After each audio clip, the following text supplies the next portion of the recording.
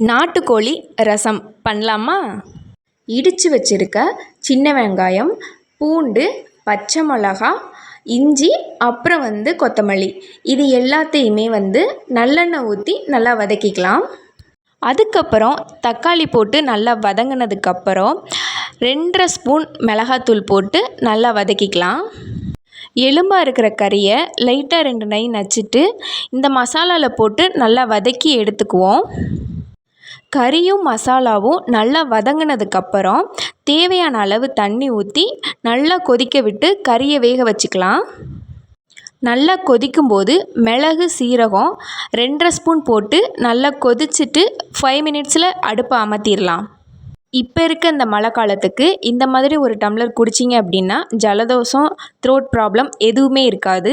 சுடு சாதத்தில் இதை ஊற்றி பசங்களுக்கு கொடுங்க, ரொம்ப ஹெல்தி. ட்ரை பண்ணி பாருங்கள். தேங்க்யூ.